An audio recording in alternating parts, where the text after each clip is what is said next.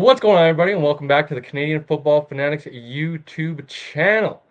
You guys are tuning in to the Canada West Football Show edition number 8, last regular season of the week. We have playoff implications on the line this week, a lot to talk about from recapping weeks number 7, and then obviously getting in a little preview prediction into week number 8 of the Canada West Football Show. As always, joined by one Matt Young from CTV Saskatoon and Canada West TV analyst. Matt, thanks for joining us. How you doing? Hey man, good to be with you. It's been a fun week, and another slew of great games last week. Wow, one of them going into overtime, and it's been great, and we're setting ourselves for a really nice final week in the Canada West season. I was curious if you and Darren or not were able to catch the end of the game. Obviously, I was tuning into your guys' call of the Regina Saskatchewan game. That just finished up just before all the craziness happened in the Manitoba Alberta game. I actually was totally tuned out of the other game, Manitoba Saskatchewan. Manitoba Alberta.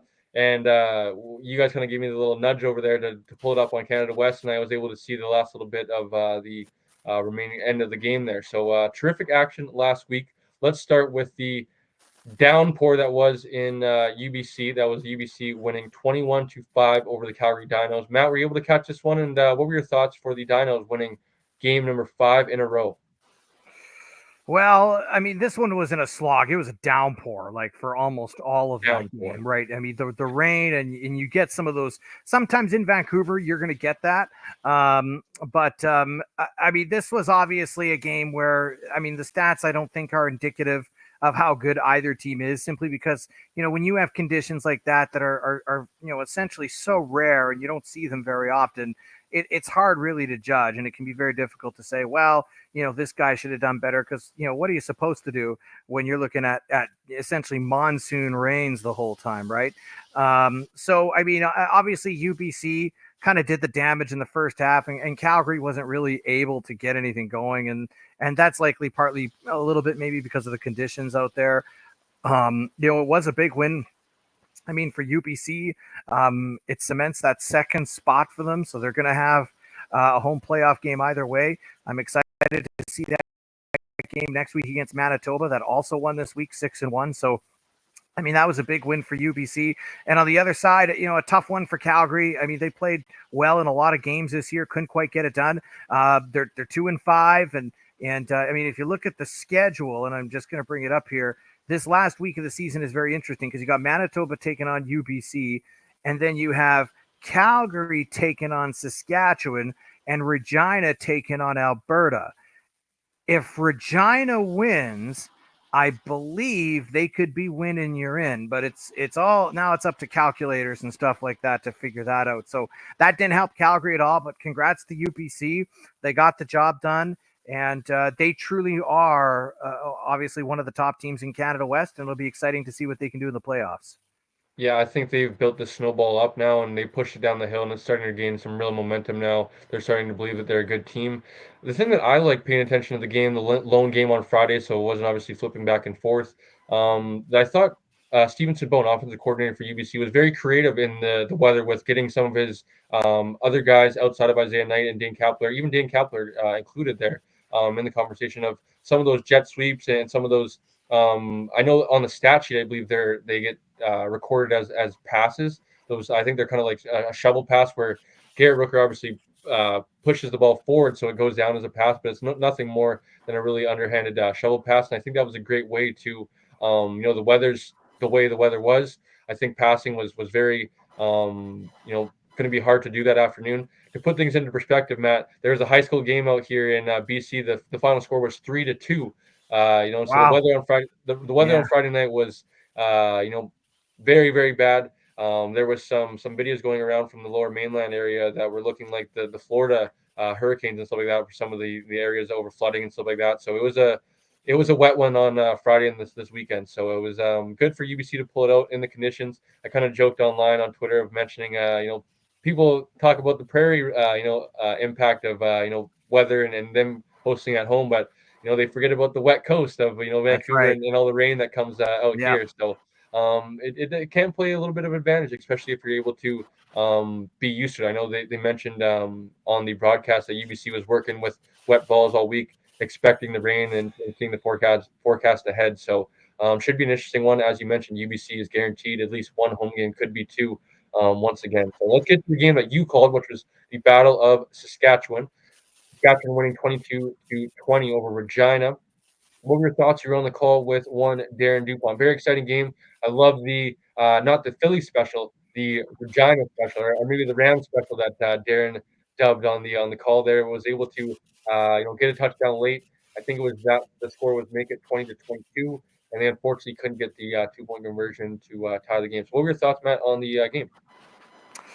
Well, it was fun. I mean, Darren Dupont did play by play. I did color for that one, and we had a great time. I mean, I love working with him. He's a fantastic guy, and shout out to Darren Dupont if he is watching or does listen to this later on. So he's great. I mean, that was an interesting game too, and it was a sort of you could feel the teeter totter turn a little bit in favor of the Huskies throughout the end of the first quarter and into the second half. The Rams came out starting well on offense, but again had trouble moving the ball a little bit. That Huskies defense did very well. Seth Hundeby in a big play to break up a pass on Ryland Sokol. You had Cameron Ma's interception for the Regina Rams, so the defenses were flexing some muscle for sure. Ethan Lang played a great game for the Huskies. He got in on a number of tackles and also forced a fumble. So I mean, I think that the Saskatchewan Huskies just had the edge in that one offensively. Anton Amberjuder Company eventually, found a way to get it done, and they did it without a whole ton of Riker Frank. They were able to go through the air a lot. Daniel Weeb especially, but you also saw, a little bit of Jesse Kuntz, a little bit of Dawson Lenny, and Dawson Lenny's a great receiver.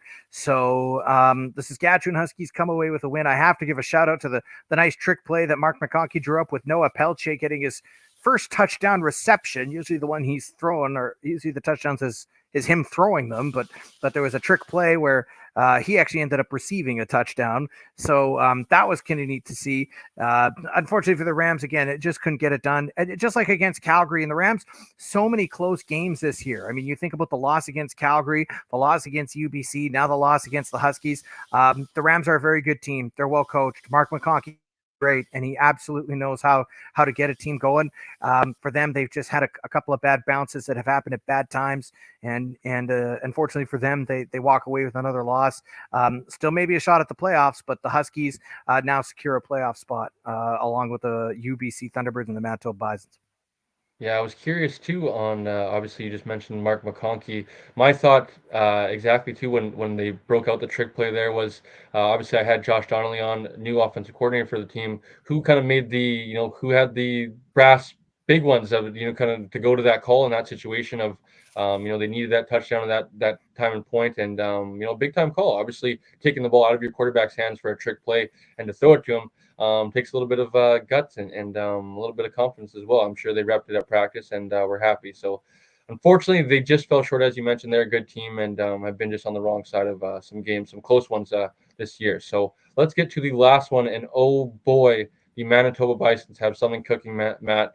And they were down 30-4. They come back 26 points down to win in overtime, 38-37. They go for the 2 point conversion in overtime. AK Gasama. I was waiting. I was hearing your nickname for AK Gasama in my head, watching some of the highlights. Turn up there, the gas, baby. Turn up the gas. Turn up the gas. And he was a big time factor, as well as Jackson Chichinski, who's been just that all year long. Didn't have the greatest start to the game, obviously, with the score the way it was. But I believe ended up finishing around the same kind of numbers he has all year, but as well adding another 100-yard rushing game on the afternoon. It's just a big time threat, running the ball, passing the ball, and led his team to victory once again. And I think with the Dobie farewell tour, everything that they've got cooking up, Manitoba kind of feels like they got that special feeling going on this year, and they're just going to find ways to win games. Down 26, no matter what it may be. It's a magical time, it feels like, in Manitoba. What were your thoughts when you were able to, maybe take the headphones off after the broadcast and check your phone and see what happened in Manitoba and Alberta? Me and Darren Dupont did take our headphones off and we watched that game. The big question I had, the huge story is a 30-4 lead slipping away. And I mean, a lot of that can be mental, just mental mistakes. A lot of it could be confidence issues. I'm not sure what Brian Dobie said to his crew on the sidelines in the third quarter, but whatever it was, it worked, and they just eventually started firing on all cylinders and got everything going. And I think you have to, I felt a little bad for Alberta. You put up this lead. You got your backup quarterback in there, Caleb Breck, no Eli Hetlinger. You're up 30-4 on the Manitoba Bisons, arguably the best team in Canada West, and somehow you let this one slip away in overtime. I've said it. I think there's something special going on in Manitoba. I absolutely do. Brian Dobie's feeling it. The guys are feeling it. There's a drive online to try and pack Princess Auto Stadium in Winnipeg for their final regular season game and possibly the playoff game to give like a nice send off to Brian Dobie. I know where the Buffalo roam, and right now the Buffalo roam. Give me a home where the Buffalo roam, and it's a top Canada West. They're 6-1, and I'm excited to see them in the playoffs. People forget they were winning in that game against UBC last year in the playoffs, and it looked like they might have a shot at an upset in that game. UBC came back and won. There were a couple turnovers. So that Manitoba team I always felt was good, but I think there's something going on in Winnipeg, and it's an exciting story that could potentially be written there. But they got a big game against UBC this weekend. Big game. To talk about Alberta for a little bit, as you mentioned, Caleb Lebrecht, backup quarterback. I thought he played pretty well for a lot of that game and was able to obviously help build that lead for Alberta. And I'm very curious to see where they go from here. As you mentioned, you know, essentially a win and you're in situation with Alberta and Regina this week. If Alberta can kind of handle their business, I believe they have an opportunity to be in as well in the playoffs. But how do you respond? How do you kind of recover here with a week after you just built that lead and you kind of let it fizzle away? It's very unfortunate. I wonder kind of the leadership in that locker room. Guys like Matthew Peterson, Jonathan Justini, some of those guys, how they're kind of handling things this week, and the mentality of that team going into this week in this game with a win, a must-win situation. If they don't win, they're Yeah, going home. it's not easy. It's not No, easy, and I can only imagine what they're feeling. I mean, I remember I played football games. I only played in high school, but I remember us blowing some big leads and losing some big games, and it's not that easy. And I would say that this is where your coaching staff comes in. A good coaching staff can find a way to bring down the temperature level, bring things back down to earth, and say, okay, we got to forget that. They got one more game to go. They still have a shot. They got to win it. They can't afford to lose. And really, it's sort of save your season. And for Caleb Breck, I mean, what else do you got to do? You throw for over 300 yards, no interceptions, 4 touchdowns.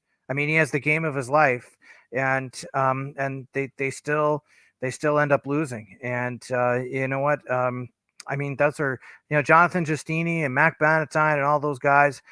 That's a good defense that should never collapse like that. And I know that they're good. I love John Justini. I mean, I've talked to him. He's just a cool guy to talk to. He's great. If you ever have a chance to sit down and chat with him, he's awesome. And all those they got a great team. They got a good offensive line. It just hasn't happened for them.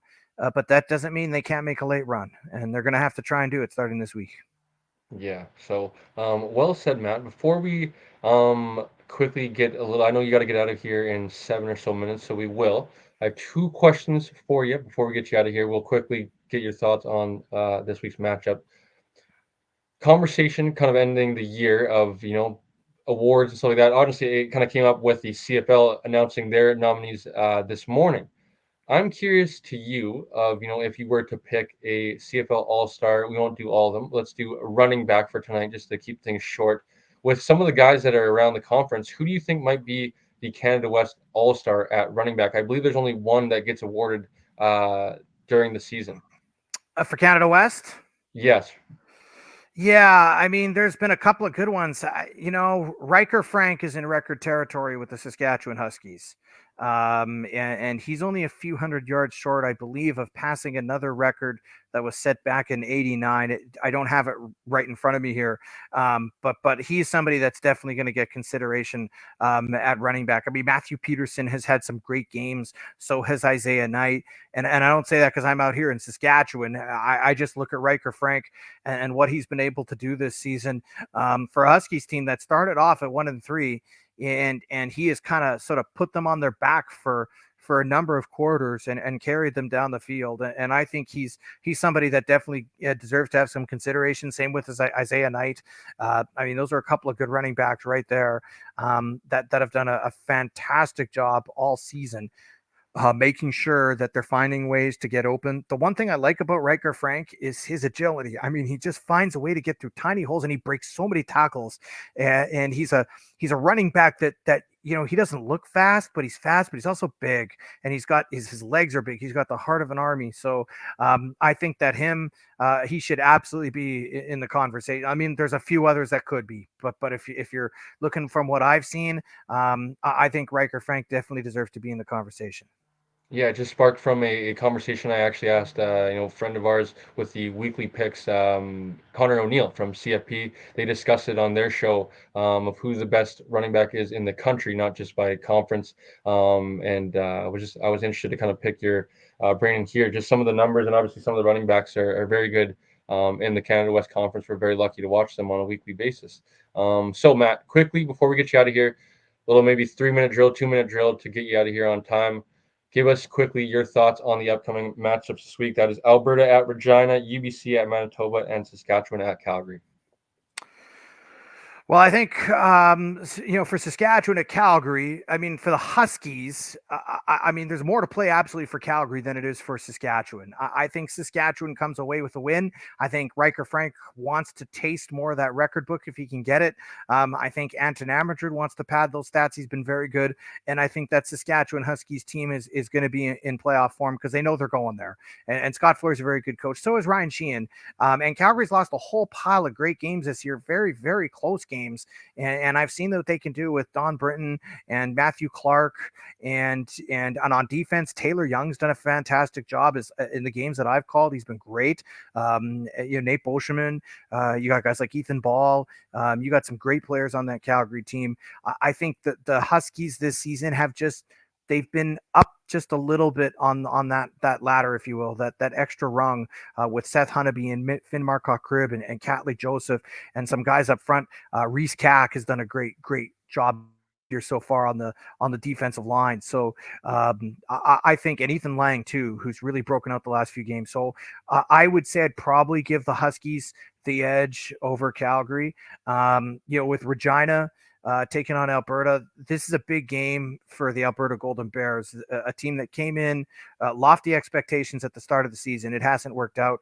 I have the Regina Rams just by a hair because I believe that Mark McConkey is going to come in confident.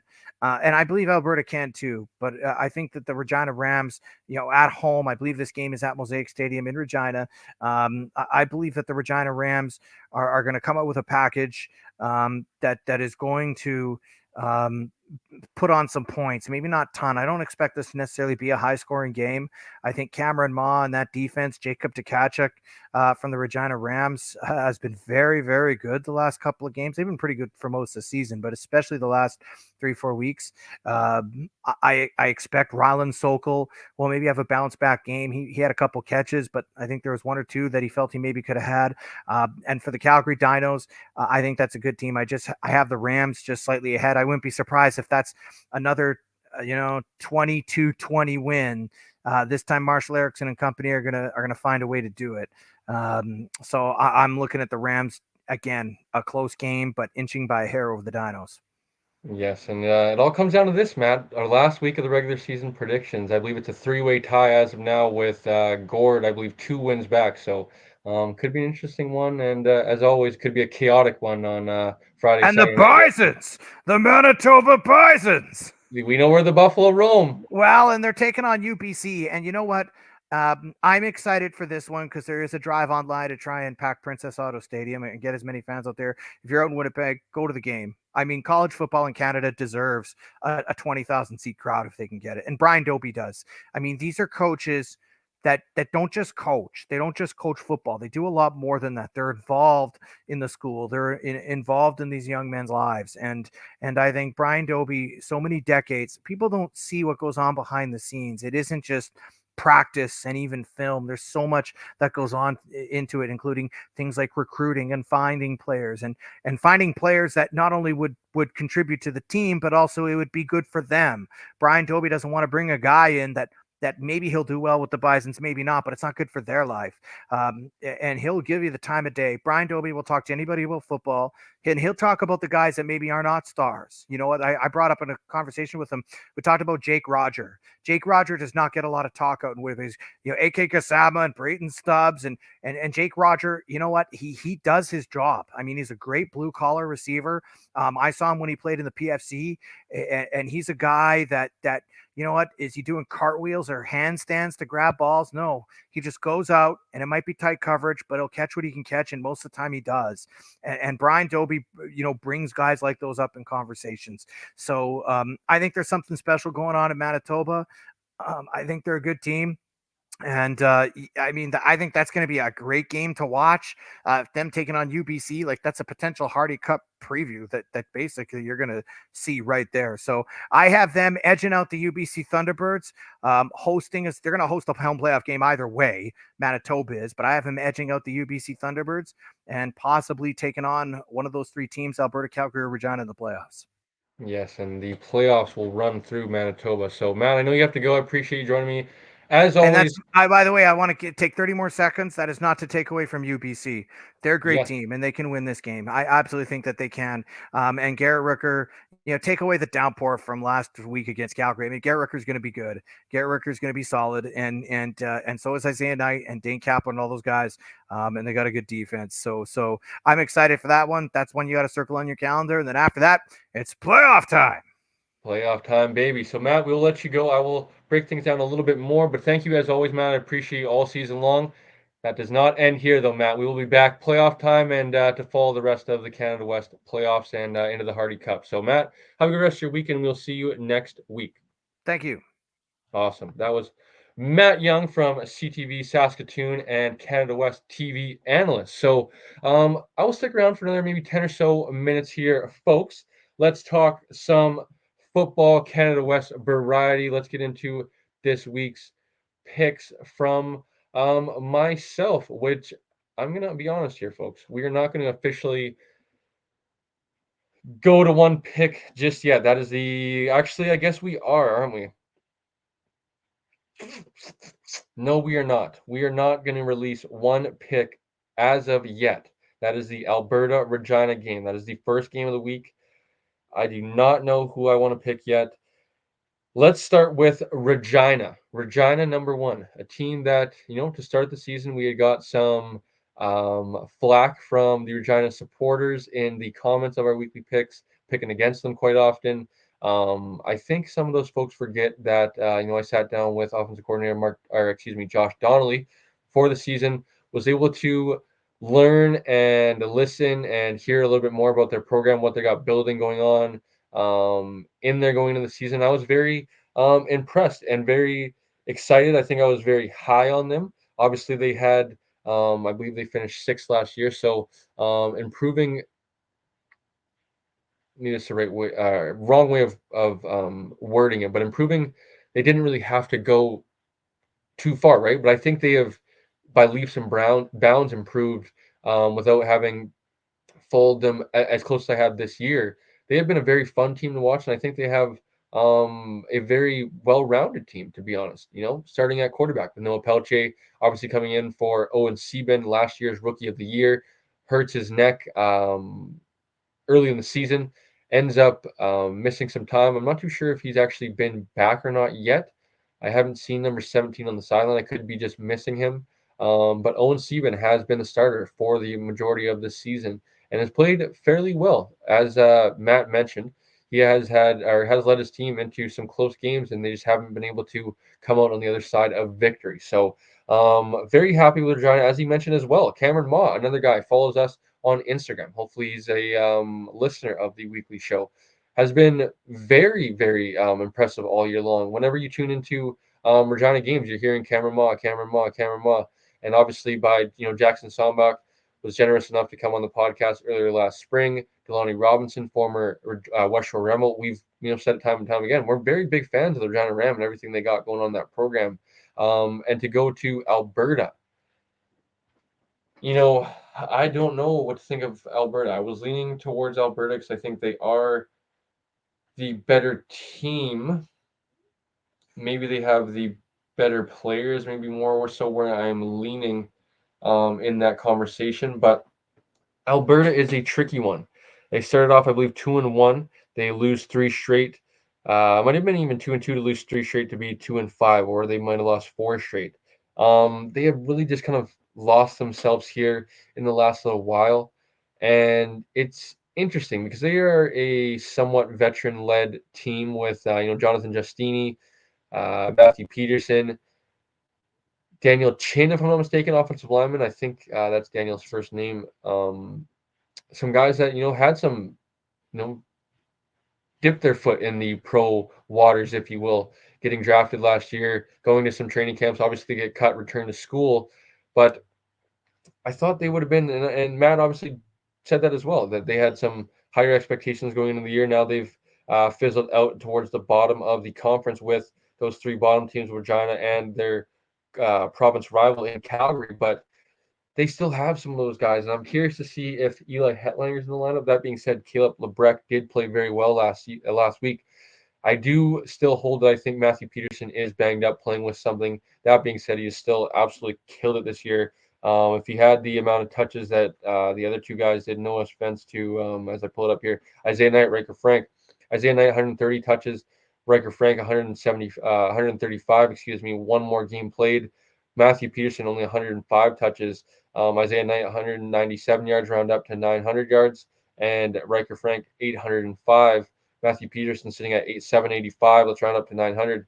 Only 100 less yards than those guys and 20, 30 less carries than those guys. I would like to see what his numbers would look like with those carries. Now, I think where they pull away is the touchdowns. Isaiah Knight, 8 touchdowns. Riker Frank, 9. Those are just rushing. Matthew Peterson, only 1. I think the thing that stands out to me, if you're Isaiah Knight fan, or excuse me, Matthew Peterson fan, or Stan, I guess, 7.5 yards per carry. Whenever he touches the ball, 7.5 yards versus Isaiah Knight, only 7 yards, and Riker Frank, only 6. Matthew Peterson is a weapon. I think arguably the best back in the Canada West. TBD who I'm going to pick. By the time this video is out, you guys will know who I have in Alberta and Regina. TBD. So let's get to UBC Manitoba. Actually, correction. Let's save that for last. Let's get to Saskatchewan at Calgary. I have Saskatchewan in this one. I think they are the better team. Calgary has been, I don't know if I want to say very much a one-sided team all year, but they have very much been a defensive dominant team all season, led that by that defense, getting stops, getting turnovers, getting their offense extra possessions, and their offense just hasn't been able to do enough. I think they've been a average offense. Matthew Clark's really turned it on. Don Britton has started to play better here. The back half of the season started to really spread the ball around with his weapons, especially his brother. And that defense, as I said, they probably deserve some better outcomes. The offense just has, unfortunately, not to blame it all on the offense. It's been some, overall team losses on their part. But just not able to get it done this year. 2-5. I got Saskatchewan. As Matt was mentioning about the records that one Riker Frank has to play for, Anton Amrud as well. I think we could very well see is it forget his first name, Jake Farrell, I believe, number 5 for the Saskatchewan Huskies. Hopefully it's Jake Farrell, and I'm not totally butchering that or off. I believe it's Farrell though. Number 5 backup quarterback for the Saskatchewan Huskies. Are we going to see him in any sort of capacity on a Saturday? Because I thought he's been, fairly, decently well when we've seen him. And he hasn't been the traditional backup quarterback in Canadian football where we just see him on short yardage.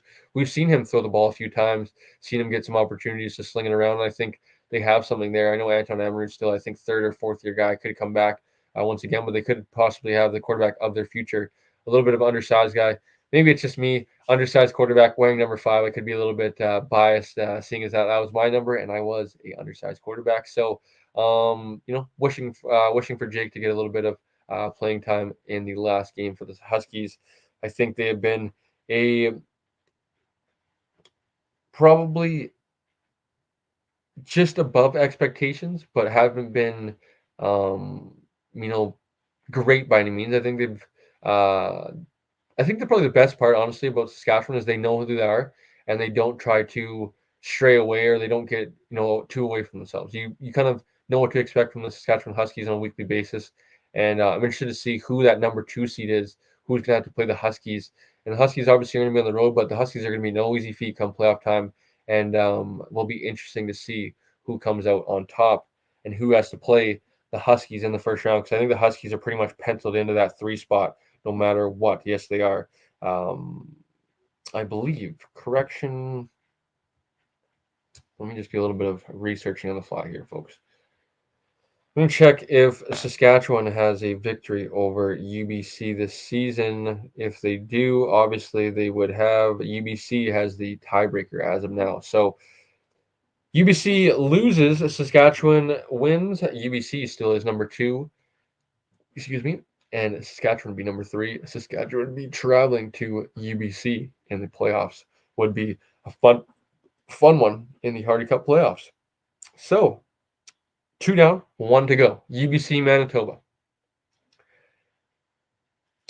I would be completely honest, folks. I would probably go lean towards UBC here if it wasn't for the Manitoba magic that is going on right now. I think there is something cooking up right now in the waters of Manitoba. And also, the biggest factor, I think, is Brian Dobie. Obviously, came on the season, was able to, or excuse me, came on the channel earlier in the season, before the season, actually, I guess, and was generous enough to sit down for about an hour of his time, talk about the team, talk about his journey, and then, preview the season and really started off on the right note for me, getting the right vibes, getting the right energy from that program. They were really locked in. Fall camp going into this 2024 campaign. They really hit the ground running and started off undefeated. Obviously, still 6-1. I think they're going to go 7-1.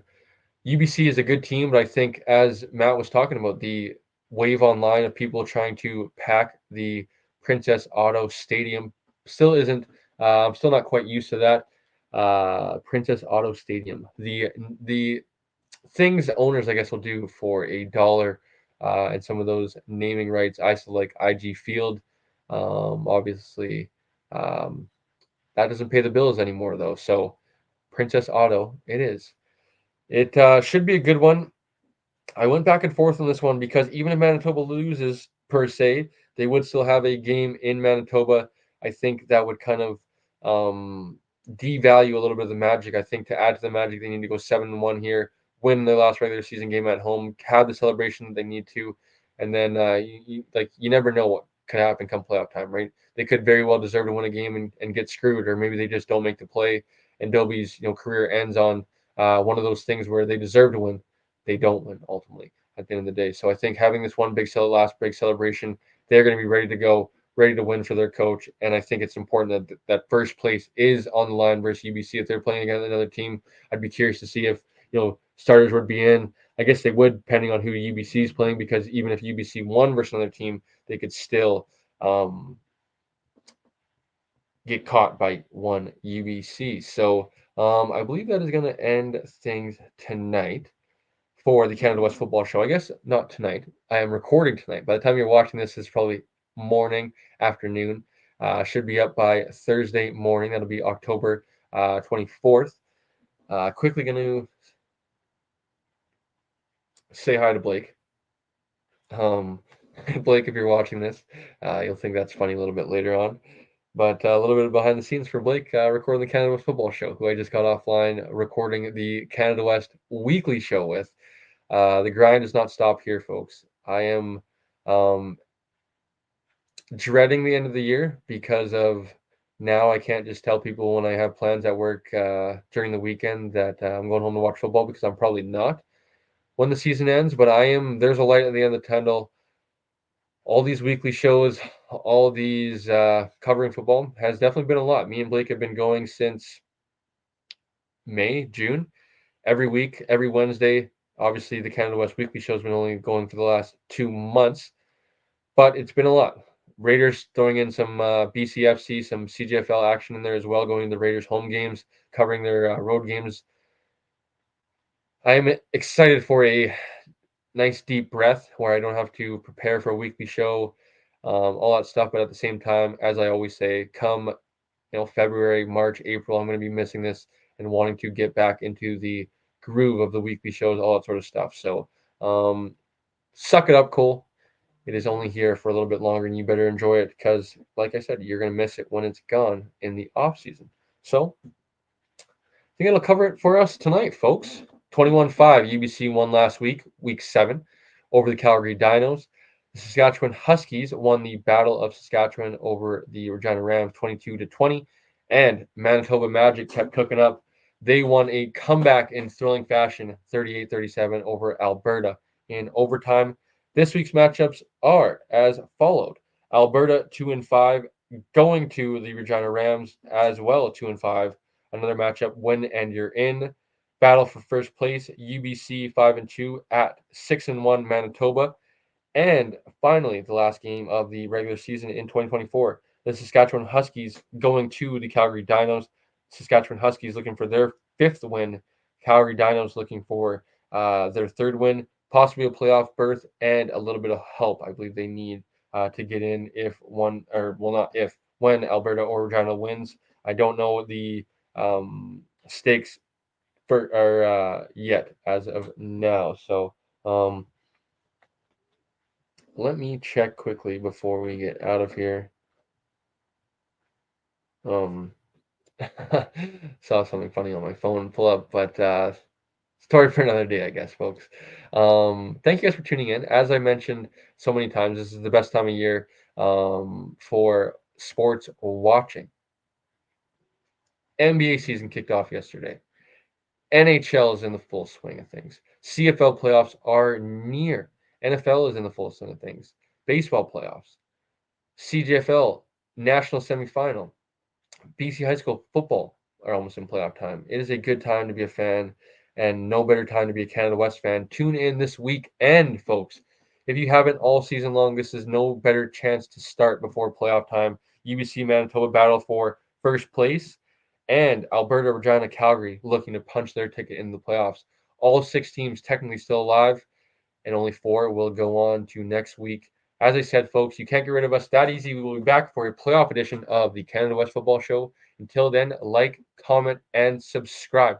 When you guys subscribe, please press the notification bell. You guys get notified anytime we go live like the weekly show or upload any kind of content or video like this one. Until then, we will see you guys next Wednesday night and then next week on the weekly show.